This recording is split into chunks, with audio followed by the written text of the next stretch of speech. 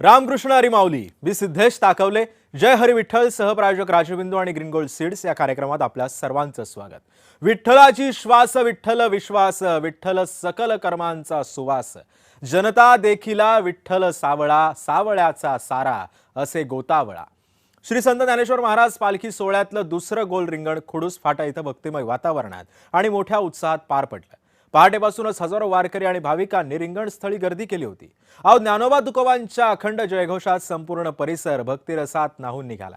पारंपरिक पद्धतीने पार पडलेल्या या गोल रिंगणाचा सोहळा पाहण्यासाठी भाविकांनी मोठी गर्दी सुद्धा केली होती। रिंगणाच्या प्रत्येक क्षणाला वारकऱ्यांमध्ये उत्साह आणि श्रद्धा भक्तिभावाचं दर्शन घडत होतं।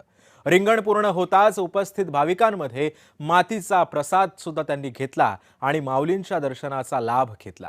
टाळ मृदुंगांच्या गजरात अभंगांच्या स्वरांनी आणि हरिनामाच्या अखंड घोषानं खुडूस फाटा परिसर दुमदुमून गेला।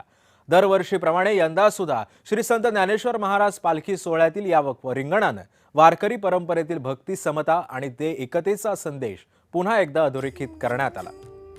तर तिकडे संत तुकाराम महाराजांच्या पालखीचं माळीनगर इथं पहिलं उभं रिंगण पार पडलं। हा रिंगण सोहळा अनुभवण्यासाठी प्रत्येकानं गर्दी सुद्धा केली होती। पाहूयात तरी वारीच्या या टप्प्यावर आतापर्यंत काय काय घडलंय।